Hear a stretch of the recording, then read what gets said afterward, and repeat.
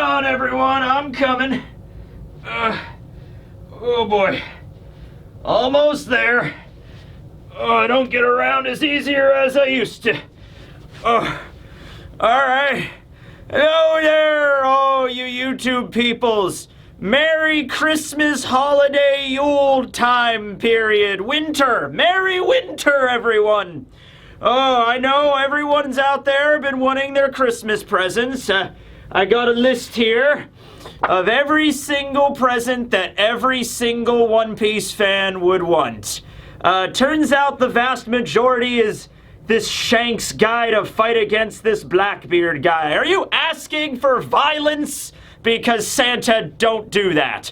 Let's see. What the One Piece is, that's a standard. For some reason, some guy in Pennsylvania wants carrots to join the Straw Hats. I don't know what any of those mean. Alright, here it is. Chapter review. Alright, I can handle that one. But I'm gonna have to reveal something. Haha! It was actually me! It was actually me the entire time! Hello there, everyone. Tekking101 here. And yes, today is a special Christmas edition of the One Piece chapter reviews. It came out a little bit earlier, but the schedule's going to be screwed up for a while. In fact, I think we're actually going to start a period where it's chapter, then break, and then chapter, and then break. And I think we're going to do that for a little while. So, yeah, this one's out a little bit early as a Christmas present for everybody involved. And since it is Christmas, after all, I will now serenade you with a Christmas tale. This Christmas story is well known by many. It is called One Piece Chapter 1070 Review, titled The World's Strongest Beings. It's a classic for sure, stretching back to the 18th century. So this Christmas chapter extravaganza starts out with a cover page with the Germa Double Six's emotionless excursion. Now we're still in the past and we're exploring a little bit more about Vegapunk's past along the way. It's actually funny, I think this is going to turn more into a Vegapunk past cover story than Judge. I mean, Judge is there, but he's way in the background. So we see the 5 founding members of MADS, the Mad Scientist organization that was founded by Vegapunk a long time ago. Now remember, it's important to keep in mind that yes, around 22 years ago is when Vegapunk left MADS to go join the government, or rather it's more appropriate to say the government busted up the MADS operation and maybe forced Vegapunk, kind of gave him an ultimatum to come work for him with the government. But we don't exactly know when MADS was founded. You know, I like to think it's somewhere around 30 years ago, if not maybe even a little further back. Vegapunk's in his mid-60s right now. Queen and Judge, that we both know were members of MADS, were in their mid-50s in the present. Caesar, no matter how you cut it, we see Caesar in the past, and he looks like a devious kind of guy, alright? He's got that bob haircut that I just don't trust. Alright, anyway, there's 5 major scientists that came together for the betterment of society, although the cover page shows them each, like, just brandishing rifles. You know, like, brandishing rifles or swords. It's like, yeah, we're science. We're gonna get science done no matter the cost. You know, they were a rebel science group. You know, this took place back in the 1970s, or the One Piece world's equivalent of the 1970s. You see Vegapunk way more serious back then. He doesn't even have his tongue out of his mouth, okay? He's wearing a striped shirt and a Hawaiian shirt over that. His head's not nearly as big as it was during Dragon's backstory either with O'Hara, so that's what I think. This is like maybe even 10 years before that. We see Caesar, who's, is he wearing a cravat? He is. Okay, whatever. Then we see Queen. Now, I want to warn everybody in advance before you check out this chapter. We see Queen thin. Okay, not just thin, but he's ripped. He's jacked. I think he's got abs, ladies and gentlemen, okay? And he's there with the long hair, and he's got a sword, and he's just like, yeah! You know what I mean? Now, this makes sense why Queen got so big, okay? Remember, if he got thin, then he would just be too studly. He'd be too hunky, ladies and gentlemen, and we can see that right here. Can you imagine if Queen looked like this during the battle at Wano? Oh my god, no one would be able to stop him here, alright? We also see Judge, who Oddly enough, Judge looks like the dorkiest out of all of them. I thought Caesar was going to look the dorkiest. Judge is just a dude wearing, like, he's like really thin and skinny. He kind of reminds me of Mandark a little bit from Dexter's Laboratory, which is weird because Caesar actually has Mandark's hair color and the hairstyle, and yet Judge is giving me more Mandark vibes here. He's just this really scrawny guy wearing a suit, and he has a sword, and he's just like, yeah, hello everyone, let's do science now. You know, I don't know. He's just the dorkiest one out of all of them. And then you have a fifth member, a woman that's standing with her back toward us, so we don't actually get to see her face. But I'm gonna say dollars to donuts. That's right, Katakuri. Dollars to donuts, that's Stussy. Alright? Which is why I'm glad I made that video a little while ago called Stussy Be Sussy, okay? Because it turns out that she was. So, the fact that Stussy, that she went to Egghead with Cypher Pole Zero right now, and she knew so much about the technology that was there, and the fact that her age has always been listed as top secret, implies that she, you know, if she's like the same age as Judge and Queen right now, like her mid-50s, that would also put her at the perfect time period for Mads. Now the question is not really so much that Stussy is there. I'm not really as surprised about that, because I was kind of expecting this to be a sort of twist. My question is, though, what kind of science did Stussy explore? Did she study? Because each of the members of Mads would go on to kind of govern a specific scientific advancement after discovering what the lineage factor was.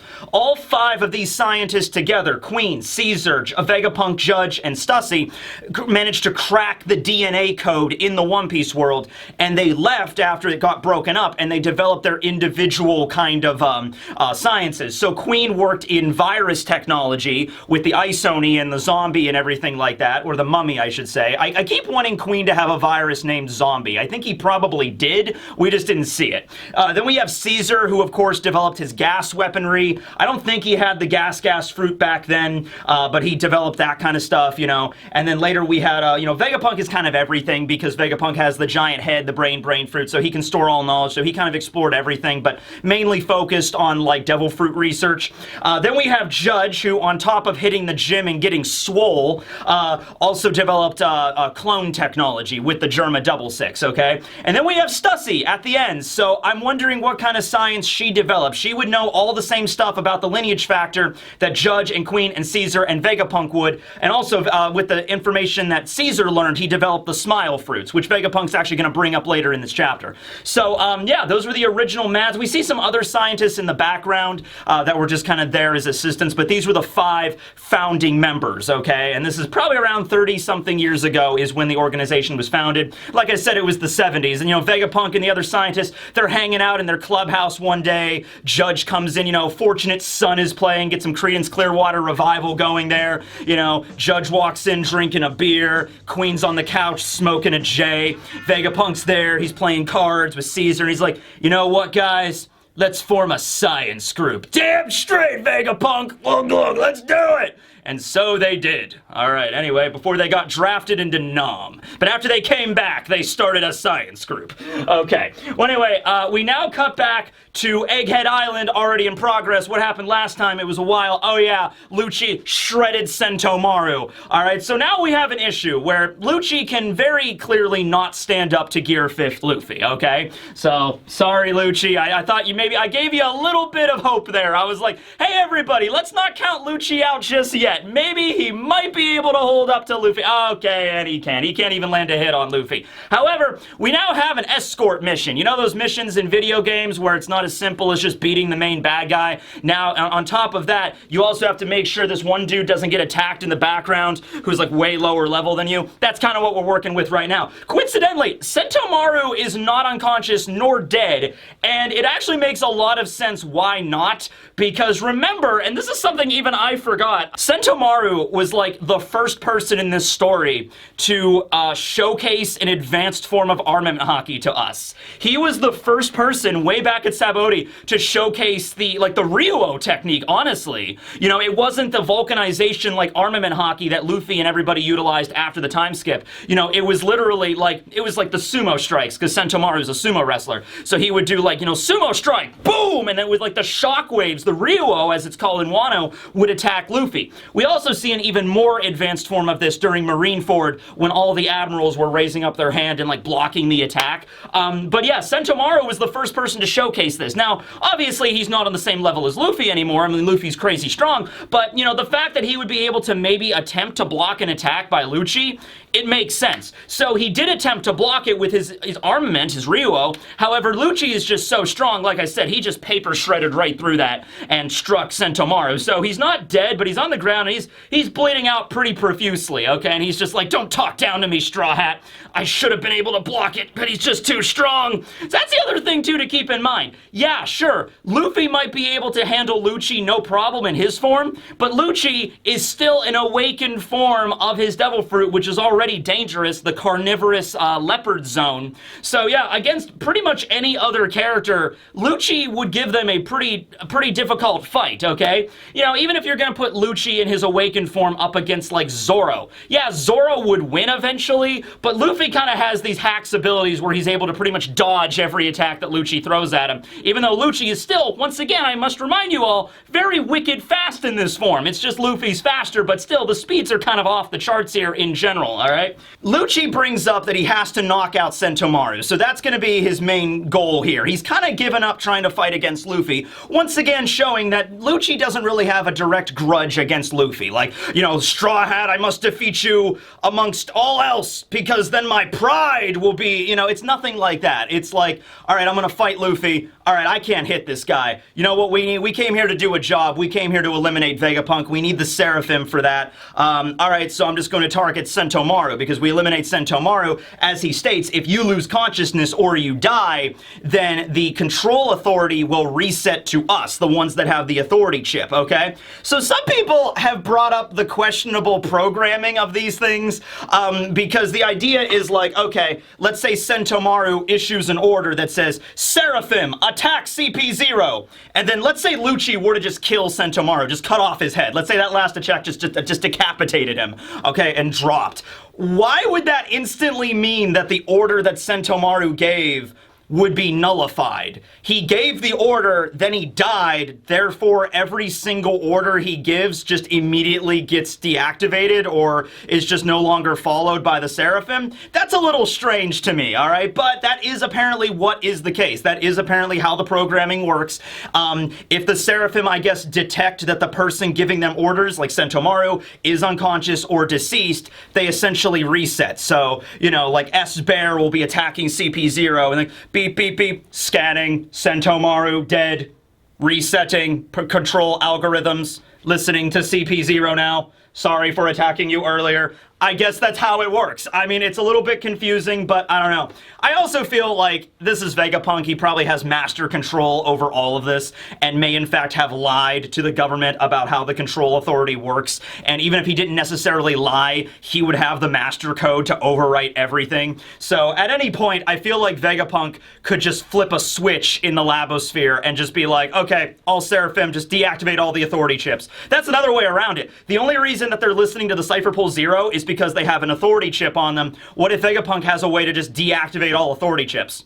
Or like reset their passwords or something, you know, reset verification, and then, you know, Kaku's trying to mess with the authority chip. He's just like, oh man, wait, hold on, I got logged out, hold on guys, hold on. It's like input two-step verification. Oh crap, Lucci, do you have your cell phone? Come on, we gotta reset the damn chip. You know, like, I feel like Vegapunk would be able to do something like that fairly easily, okay? Or, I mean, hey, if you just want to go, like, more primitive, like, smash things, just crush the authority chip, figure out some way to do that, and then you're really set. Then everything will just reset back to Vegapunk and the 6 satellites. So we got a lot of options here, okay? We got a lot of options here. Either change the code on how the Seraphim operate, change the code or operational status of the authority chips, or just physically destroy them. Set off an EMP. Vegapunk doesn't have an EMP? That's ridiculous. He definitely has one of those things, okay? So yeah. Anyway, Sentomaru, he's trying to, like, defend himself. Lucci's going after him now. Luffy uses a new technique. Gumu Gumu no Dawn Whip, or Booming White Whip. Okay, so these are the names of the attacks Luffy is now using in Gear 5th. Okay, so when he says Dawn, it can be like pronounced as Dawn, D-A-W-N, as in the dawn of the new world, which is something like the Pedro's Nox Pirate Expeditionary Party was talking about. You know, we've all talked about the dawn of the new world in One Piece. It's very, very relevant. But I think the way it's actually said is more of like the onomatopoeia that shows up, like, you know, like how Tom used to say it. You know, you have to do everything with a dawn. You know, that's kind of it. And so it's like a big bombastic, like, boom, you know?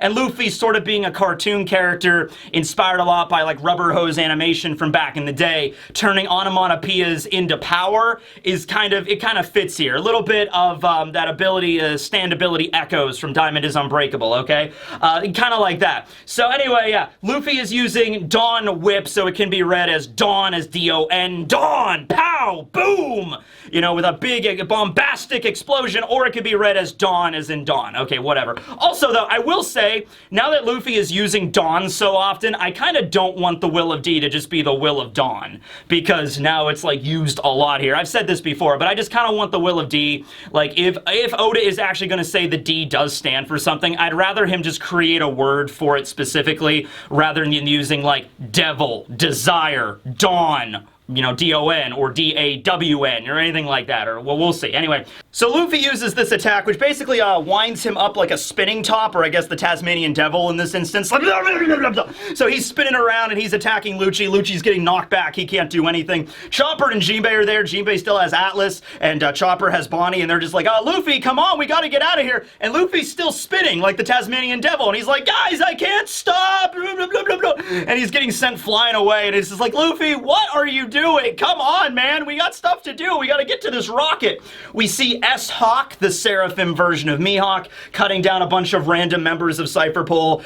These are just the black suits. These are just the guys, the men in black that just showed up, you know, that are just there to support Cypherpole Zero. They're basically here for fodder. They are the body count for this expedition to Egghead and nothing more, okay? So they're getting sliced down. Kaku and Stussy are doing the smart thing and are just kind of standing back watching their foot soldiers just getting slaughtered by these things. And they bring up, you know, also it's like, oh my god, these Seraphim are insanely powerful. These things are maybe like the strongest in the world or something like that. And Stussy brings up, you know, it's even more terrifying when you realize the Seraphim look like the warlords when they were children, which implies, you know, when they grow up, they're going to be even more powerful, okay? So, yeah, keep that in mind. Like, this isn't even them at their full power yet, and they're able to just wipe the floor with a bunch of, like, well, okay, to be fair to us, these random government soldiers that are getting their asses handed to them by the Seraphim right now, yeah, they might not look like much, but they're still Cypherpole agents. They can still probably use some Rokushiki, you know? Like, yeah, I mean, compared to, like, your random foot soldier in the Marines, these guys are a little bit stronger, but still not all that devastating. But still, the fact the Seraphim are just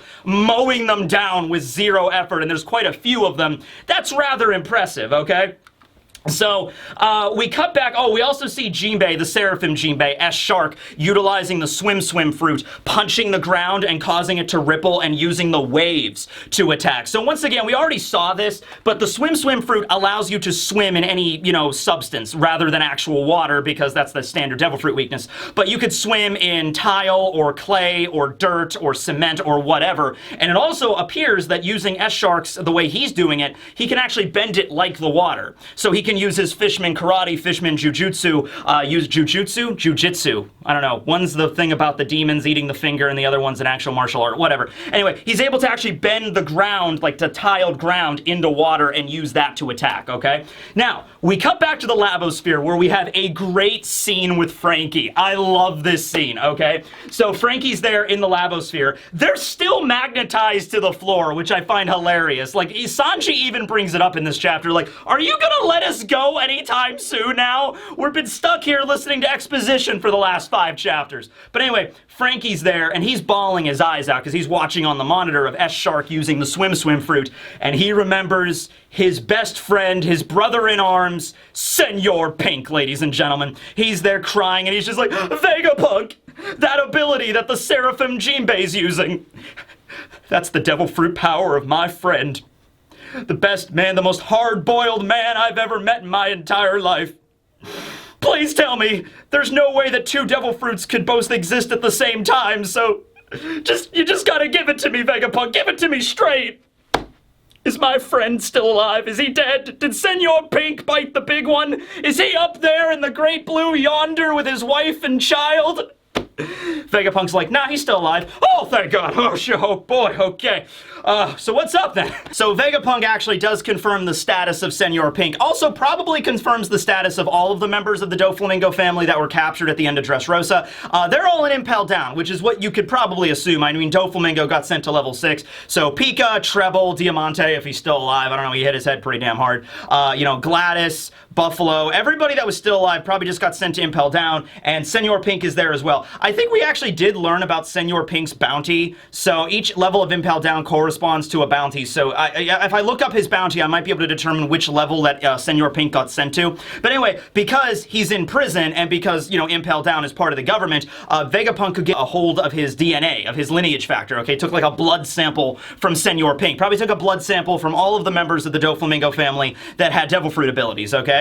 Except Baby 5, because Baby 5 actually didn't go to Impel Down. Baby 5 just kind of went off with Sai and got married, and now they're living in the West Blue in the Kano Kingdom. I guess the government just let her go. It wasn't a big deal. It's like, all right, fine, yeah, she's a good person now. Yeah, go get married and have a good time. I'm just gonna arrest all the members of the Doflamingo family. Baby 5, you get off scot-free, though. Kind of is what happened.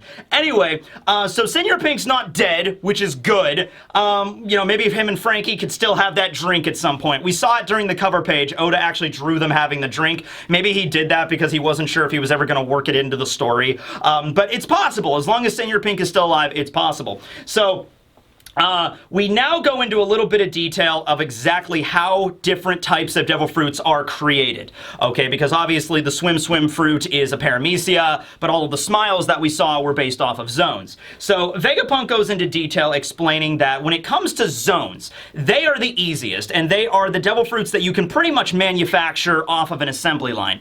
This makes sense given the fact that Caesar was able to do it. Vegapunk even brings that up. He's just like, you know, that said, even Caesar's smiles were capable of this. However, the way that was developed is so uncouth. I don't like that. I'm never going to, you know, delve into that type of science, you know. So Vegapunk does not really approve of the way that the smiles turned out, mostly because of the failure rate, because Vegapunk is a perfectionist, so the success rate of the smiles was only 1 out of every 10 actually works, and the other ones turn you into a pleasure. So just based off of that alone, Vegapunk is like, that is not my kind of science. But also, Nami's there, and she's like, yeah, really, that guy could die 1,000 times over and it still wouldn't be enough. So yeah, Nami really hates Caesar, okay? This was something that even somebody sent an SBS question to Oda once, because Nami is always very, very mean to Caesar, and someone's like, is that really okay for Nami to be that mean to Caesar? And Oda's basically like, dude, go back and reread Punk Hazard. He experimented on kidnapped orphans.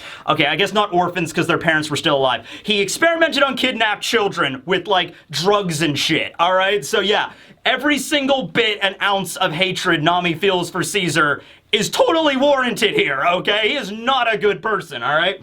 So just because he was a little bit of comic relief does not make Caesar redeemed or anything like that. He's still a piece of shit. Anyway, though, so he goes on to say, though, that mythical zones, well, okay, he doesn't say mythical exactly. Vegapunk says there are special types of zone fruits that are a little bit more difficult to reproduce, but if I have enough time and I have enough resources and money, I can do it. So he's referring to, because we see an image of devil fruits behind him, and we see Kaido's Ua Ua no Mi, model Azure Dragon, as well as also Yamato's Okuchi no Makami fruit, also in the background. So even though he doesn't specifically say mythical zones are harder to make, he says special zones, but we see mythical behind him. Also, we see some other devil fruits. Those might be other mythicals we've never seen. Those also might, in fact, be ancient zones, because we've never seen an ancient zone. I don't think we've ever actually seen an ancient zone fruit in the fruit form. No, Orochi had a mythical, Kaido had a mythical, Yamato had a mythical, yeah, okay, I don't think we've ever seen any of the dinosaur fruits, but anyway, yeah, so he might be referring to those kind of fruits, okay, and he was able to reproduce Kaido's mythical zone. However, he does mention that he doesn't know if you can awaken it in the same way. So I guess, wait a second, even though Momonosuke has all the same abilities that Kaido had, well, no, I guess we didn't see him use every single ability Kaido had. I don't know. I still think Kaido was awakened because he's a mythical, you know, and he's a Yonko. You know, it's just like the fact that Kaido and Big Mom would not have awakened their abilities makes zero sense to me. So I don't know, maybe Momo was able to awaken it, and they just don't know that yet, okay? But maybe the fact that Momo was able to use his Boro Breath or something, because Kaido was able to use a bunch of different abilities with his. He could summon lightning, he could summon the wind blades, he could turn into a lava dragon. Maybe that was the awakening. I don't know. But zones are easy to make because they're really, at the end of the day, just animal DNA. So if the government comes to Vegapunk is like, we want you to make 10 artificial wolf zones. All you probably really need for that is wolf DNA. So bring a wolf in, get DNA, turn it into a devil fruit, here you go. Okay, that's like there's a basis for that. Something physical and tangible that lives, it's a living thing in this world that you can take the lineage factor out of and then boom, you got your zones. Okay, so they're the easiest to make, which makes sense why Caesar was able to develop the smiles for Kaido, okay? Next he brings up Logias. He says, I've tried my hand at Logias, Quasar, but they're just impossible. I just can't do it. It's just not feasible. I just can't do it, man. You know, and so he's going on about that. He seems a little upset that he can't replicate Logias. Once again, he wants to be perfect. I will bring up, though, that we have Kizaru's Pika Pika no Mi that is, you know, the lasers that have, you know, the pacifistas use. So here's a little bit of the thing about that. It was kind of debatable for a while whether or not Vegapunk, you know, replicated the Pika Pika no Mi itself and then incorporated that into the pacifistas, or, you know, Vegapunk is a genius scientist, and we have laser technology in our world right now, okay? So what if Vegapunk saw the Pika Pika no Mi, saw Kizaru using his lasers, and was inspired by that and tried to replicate it using science? He could not replicate the actual Pika Pika no Mi, so he did the next best thing. He tried, okay, I can't make the ability to turn into light and do all of the different abilities that Kizaru can do, but I should be at least able to replicate the laser of the Pika Pika no Mi using science. And even in that regard, maybe the lasers that Vegapunk created weren't as powerful as Kizaru's lasers, but still very devastating, okay? That makes sense. You know, you see somebody using a superpower, like, I'm gonna try to replicate that superpower. Not every single thing, but like that one specific ability, okay? So I think that's what's happening here. I think he got inspired by Kizaru's power, and then, you know, in the same way that laser technology is made in our world, I have no idea how this is done. It probably involves a screwdriver at some point, and, you know, I'm just like, I made a laser cannon, and then he just, you know, added that to the pacifistas, mass-produced it. There you go. But he's unable to actually recreate Logias for that reason. They're just very difficult considering they're the raw power of nature. Like, how exactly do you extract the DNA of snow to make the Yuki Yuki no Mi, or the DNA of mud to make a swamp? You know what I mean? They're also kind of more conceptual, you know what I mean? You know, like, Caribou's ability, the Numa Numa no Mi, it is mud, but it's specifically the swamp fruit. It's specifically the nature of a swamp, the concept of a swamp being bottomless. It's not like an actual normal swamp. It's like a special kind of swamp, all right? You know what I mean? So, this brings us to Paramecia's, where he says, now, when it comes to Paramecia's Quasar, I actually figured out a pretty cool way to do that. If you extract the lineage factor, or the DNA, from someone that's already a Paramecia user, I can distill that into a type of blood called green blood Quasar. It's like blood, but it's more Christmassy. Then, I can inject that blood into the Seraphim, and then I can essentially make a copy of that former user's devil fruits, or the user of that DNA's devil fruit power, if it's a Paramecia. I guess this same ability does not work with Logia powers, okay? I'm sure he would have attempted to make green blood out of a Logia user. You know, there are Logias that are a part of the Marines, like he could have gotten DNA from Kizaru or Aokiji back when he was still working for them, Akainu, and it doesn't even matter if they wanted to or not, because if the higher-ups ordered it, you know, it was just like, you know, oh, Kizaru, you gotta give blood to Vegapunk or whatever, you know? So I'm sure he tried this with Logias, and it just didn't work. But this is actually a really fascinating way of doing this, because it was already previously mentioned that when you eat a devil fruit, it changes your DNA. It alters your lineage factor, okay? Meaning that the essence, the power of the devil fruit is actually in your blood, all right? So it would make sense that if you extract the blood of a devil fruit user, of a Paramecia, and then, you know, do some science stuff, change it around into the green blood, and then you just take that green blood and throw it into an artificial being, the Seraphim, then they essentially become a Devil Fruit user as well. It's like not even really so much making a clone of the power, it's you're making a clone of Senor Pink, for instance, okay, or the same DNA. So Senor Pink's DNA, slightly altered because it's green blood, but Senor Pink's DNA is S-Shark's DNA. All right, and so it's kind of like S-Shark is like some kind of weird clone hybrid between Lunarian, King's DNA, Jinbei's DNA as a warlord, and Senor Pink's DNA as the Devil Fruit user. So you're literally taking the DNA and the concepts from like 3 different people, throwing them all together and creating the artificial beings of the Seraphim. That is terrifying. I thought it was terrifying enough when it was just Lunarian DNA plus the Warlords. Now you're throwing even more characters into it. Okay, some kind of weird amalgams in here. Okay, this is nuts. All right.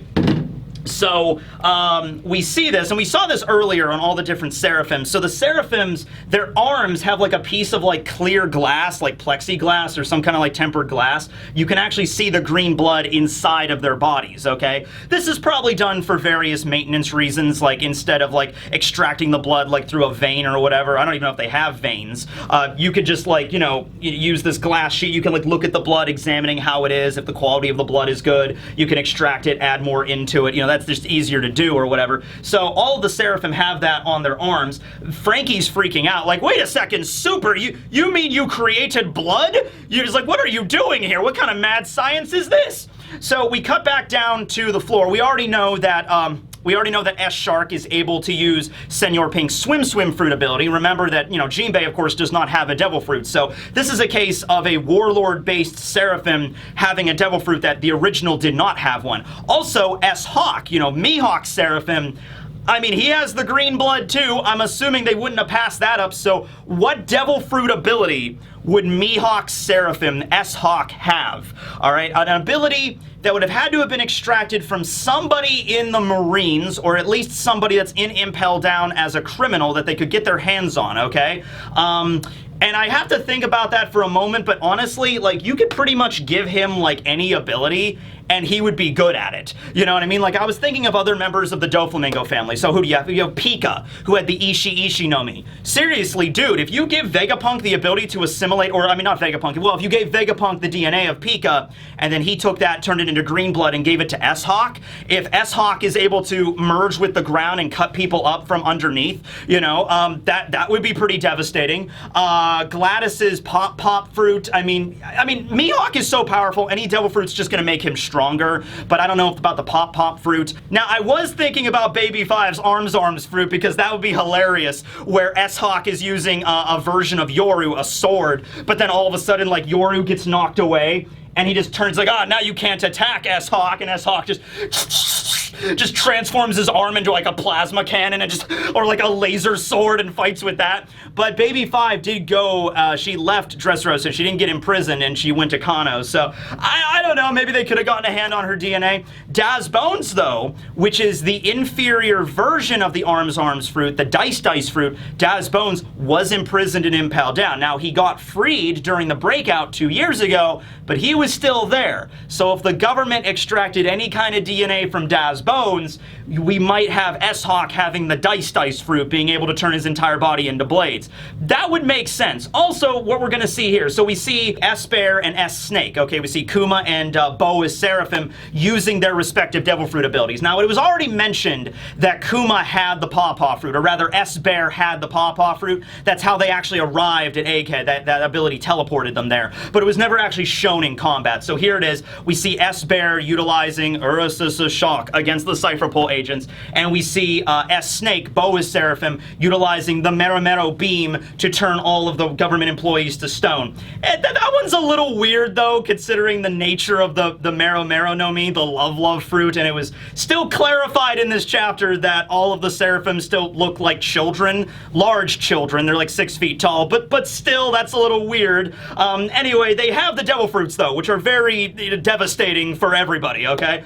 So yeah, with S-Hawk Mihawk, though, I mean, you could give him pretty much everything, but I'm going to go with the dice fruit, okay, if that is capable. Because also, referencing the love fruit, that was probably taken from Boa way back when she was a prisoner at Marijois, most likely. Okay, that's where they got the sample there. Because I don't really see Boa when she became a warlord. I don't see her accepting a blood test. You know what I mean? I don't see that going down. So they probably got her DNA, her lineage factor years ago. And yeah, it was stated that she was actually fed the love fruit forcefully during the time when she was a slave. Boa's backstory and her sisters is really messed up. But that's probably where they got that from. And then Kuma's, obviously, he was modified all these different times by Vegapunk, so a lot of opportunities to get Kuma's lineage factor there. With Mihawk and Jinbei, like I said, I'm assuming that most of the time when you become a warlord, they just extract your DNA as like a blood test, and they wouldn't think that they were going to do anything with it. I'm sure Jinbei and Mihawk certainly did not think when they went in for a blood test that they thought, you know, all right, now don't use this blood to make a green substance to power a bunch of artificially generated beings with our powers now, okay? And they're like, oh, sure, we won't do that. This is just for drug testing and stuff. It's just like, yeah, okay. Yeah, anyway, let's see here. Vegapunk then says that he calls the Seraphim the most powerful beings in the history of the sea, or they very well may be the most powerful beings in the history of the sea. All right, so now that we have a mechanism for getting artificial paramecias, like I said, pretty much anything is on the book. So I have a video planned where I'm going to go through like every paramecia that the Marines have, that have been impelled down. Like even Magellan. Magellan had a paramecia. He works for the government. They might be able to replicate the Doku no Mi. You know, the Venom fruit. Give that to somebody. You could give that to S-Hawk, for God's sake. You could give S-Hawk anything, and he would be, you know, insanely powerful. A poison sword. You know what I mean? You could do that, right? So he says that Usopp's reaction is just like, do you have any idea what you've created, man? Like, Usopp's the one that's like, you know how like in a disaster movie, it's like, you know, that they're working in the science lab and there's always one dude that walks into the lab. He's really dorky, he's got glasses, and just like, you don't understand what you're playing with here, sir. You're messing with the forces of nature itself. The Earth will take revenge. And then there's like this really mean scientist who's in the lab, and he's just like, you don't understand what we gotta do, son. You get out of this lab. We do what we gotta do. And then, of course, then the disaster hits and the wave hits the lab, and he's like, oh no, my hubris. And then he was killed, and of course the dorky scientist has to go find John Cusack or something and escape to China or something. Like, I'm just doing 2012 at this point. But anyway, you know what I mean? Like, that's how it works, okay? Anywho. Usopp's that guy. He's just like, what have you done? What has science done, Vegapunk? No! Sanji is like, so basically you just made these strongest artificial beings with Lunarian DNA, Warlord DNA, and you've copied Paramecia fruits into their beings. So you basically made the most horrifying war machines ever, and you gave them to the Marines. That's like Sanji and Robin's take on it, and just like, yeah, Robin's like, yeah, that is a huge threat. That is a big problem that we have to deal with now, okay?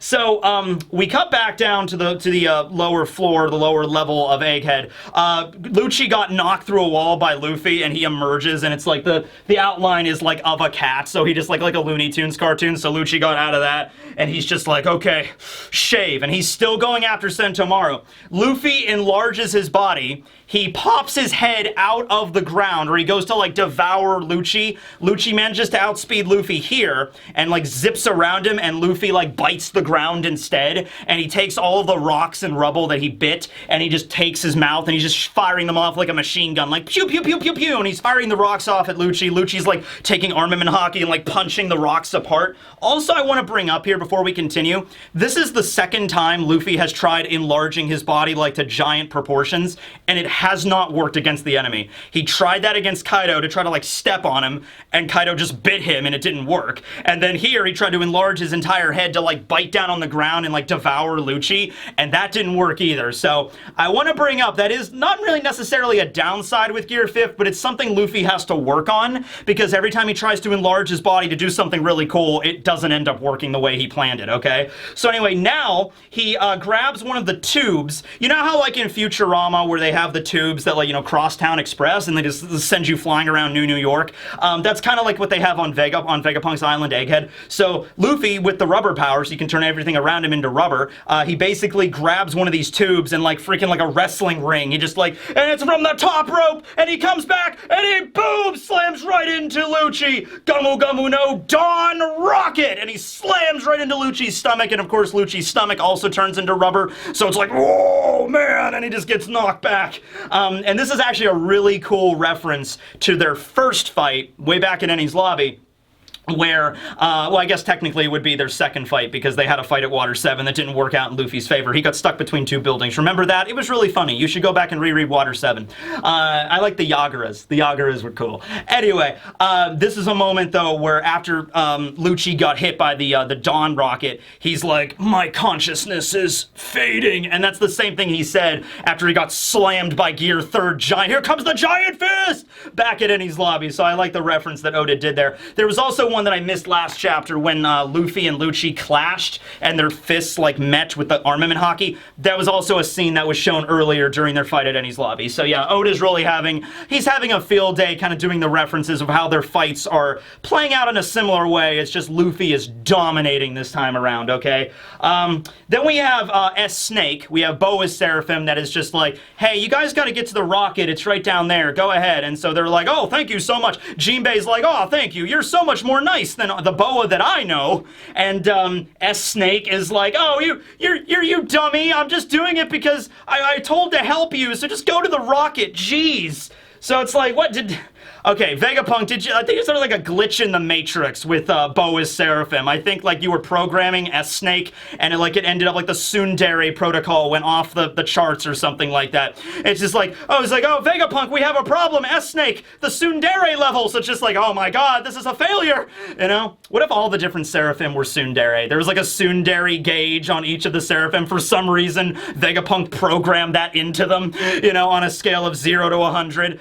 Who's the most Tsundere in all of anime? So that would be the highest level. Somebody figure out this gauge here. Okay, so on a scale from like not a Tsundere at all to the most intense Tsundere, like where are we here on this gauge?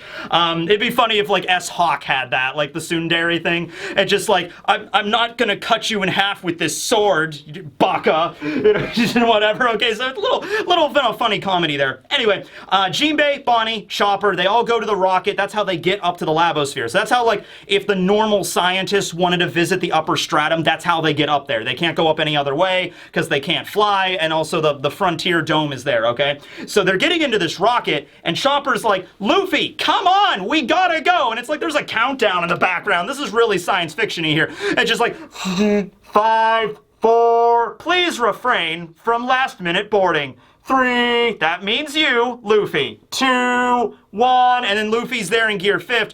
Sentomaru's still on the ground bleeding out. He's just like, Straw Hat, go and save Grandpa Vegapunk. I'll handle this guy.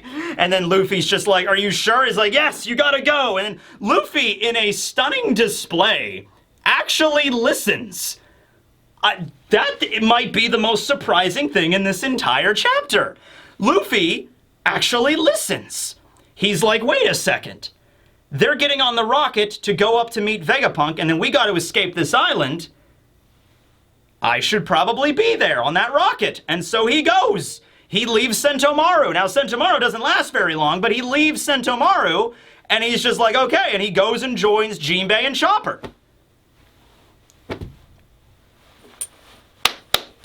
Way to go, Luffy! It's a Christmas miracle! You know, he actually stopped fighting Lucci for the sake of his crew. I appreciate that. Also, it might be because Gear 5th was kind of waning, because in the next scene, we see them in the rocket like, 3, 2, 1, liftoff, we have liftoff.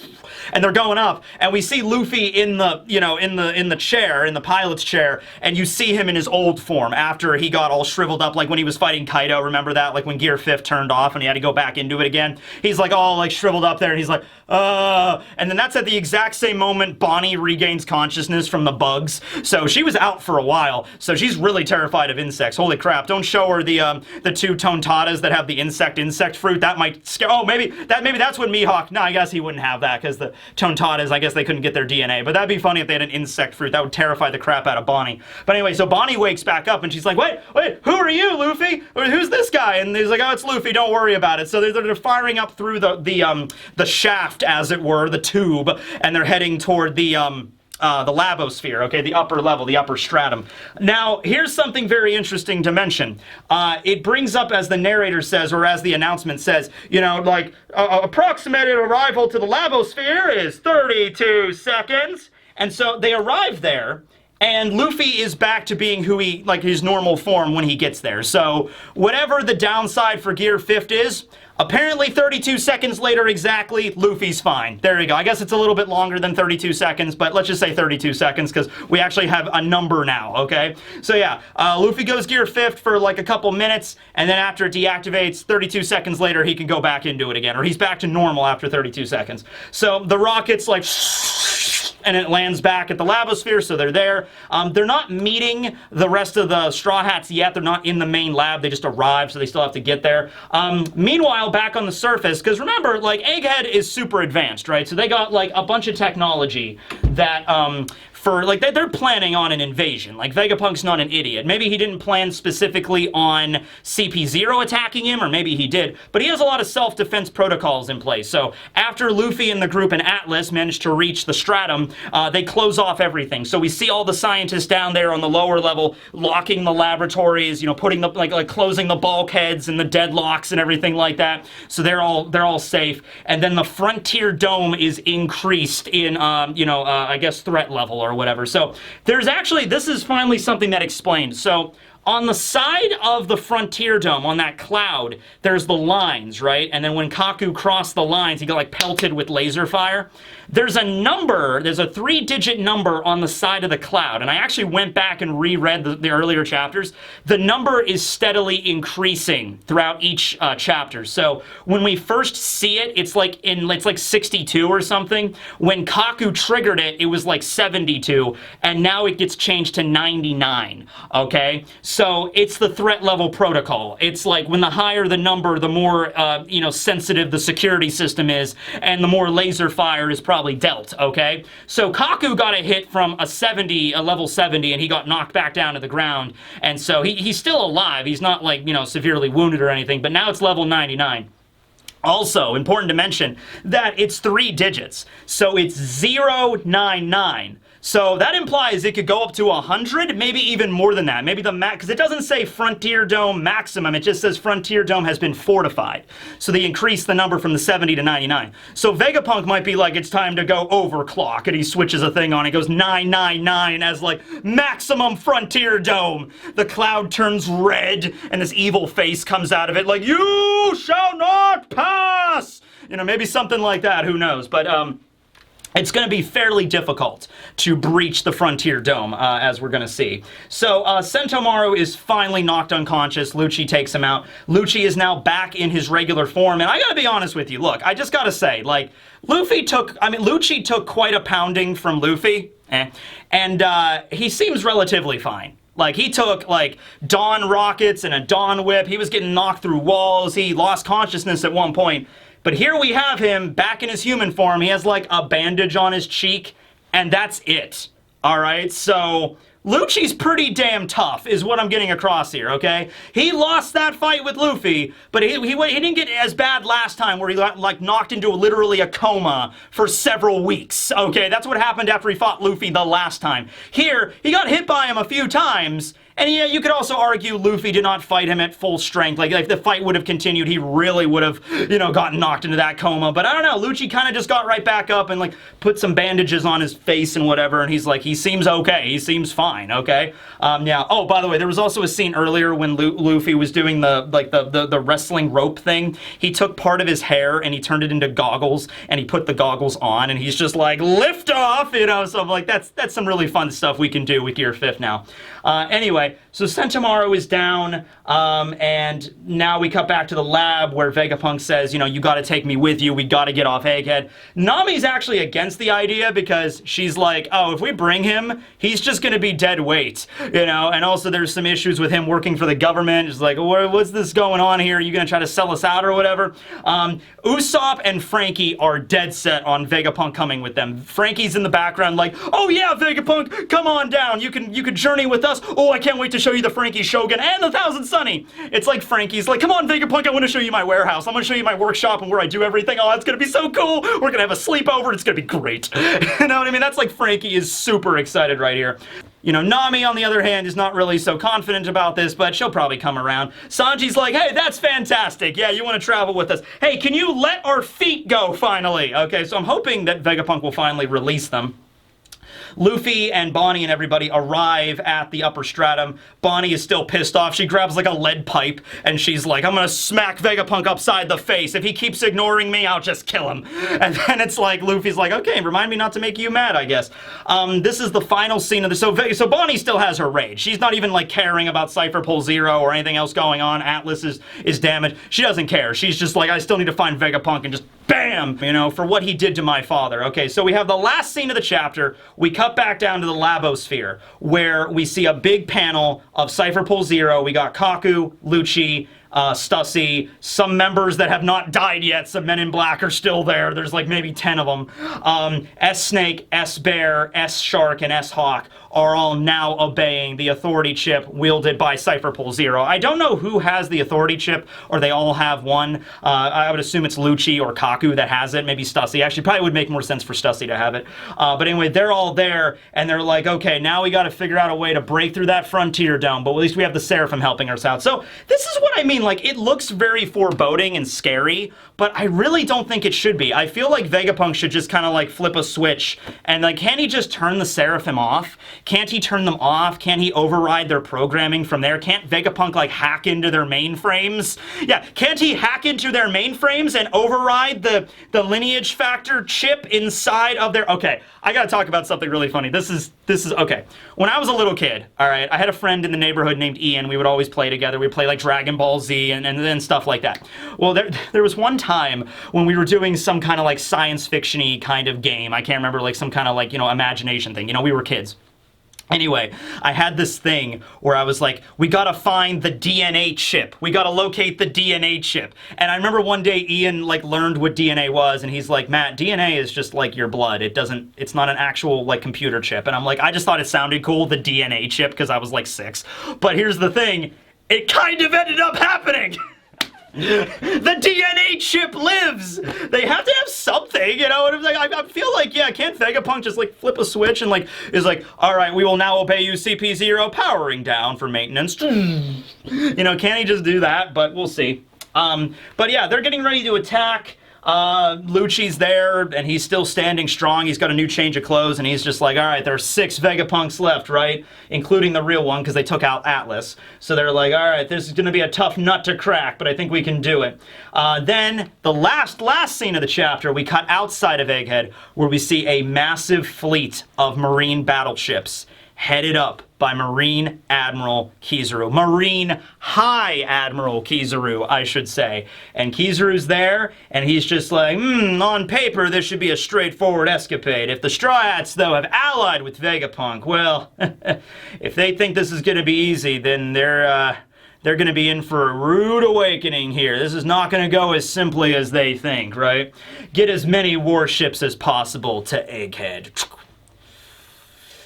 Kizaru's coming, ladies and gentlemen. This is kind of more of a remake of the Sabaody Archipelago more and more. We got Kuma there. We got Sentomaru there. We got Kizaru there. Maybe Rayleigh will show up, just for old time's sake, you know? Like, that'll be funny. Actually, that's the big thing. Rayleigh is not there anymore to help them, because that was the big thing. Like, Kizaru was dominating the Straw Hats. Rayleigh showing up and distracting Kizaru was the only thing that allowed the Straw Hats, well, I guess not win the fight, but not all die right then and there, you know? So, yeah, that's the situation there, but now Rayleigh's not around anymore. So we got, this is up to the Straw Hats, this is up to Vegapunk. If there is absolutely no way that Vegapunk can deactivate the Seraphim or get them on his side, or at the very least, deactivate the authority chip that the Cypher Pole has. Like, what are you doing? Do you not know what fail-safes are, Vegapunk? You know what I mean? Yeah, okay. Just protect against stuff like literally like this from happening. Your creation's being used against you to kill you, okay? You feel like somebody as thorough as Vegapunk would have installed some fail-safe measures there. Like, oh no, oh wait. Is it gonna be some bullshit where it's like in the back of every Seraphim there's an off switch, but you have to get right close to them and like pull the switch manually? That's the only way to turn them off. You know, that would be really funny in its own right. It's like, every Seraphim has an emergency shutoff. Okay, where is it? In the lab? No, it's actually on their bodies. You have to like take a Phillips head screwdriver and there's like a panel on their back and you gotta move some wires out of the way, and then you know those kind of clasps things that you gotta like use the you know, what are those kind of screwdrivers for? Allen wrenches. You gotta use like an Allen wrench and stuff and move it out of the way, and then you gotta push a button and hold it for 10 seconds and then they turn off. It's just like, wow, that's super convenient, Vegapunk, you know? I hope it's nothing like that. That's a cliche that's so silly. But anyway, yeah, that's the chapter 1070. Last chapter of 2022, I think. Yeah, because there's not going to be a chapter next week, and then that's the last week of, you know, December of 2022. But anyway, yeah, that was that. Hope you all enjoyed this great Christmas tale here. And then Lucci and the rest of Cypher Pool Zero and their war machines of death attacked the Frontier Dome and killed everyone. Merry Christmas to all, and to all a good night. Later, everyone!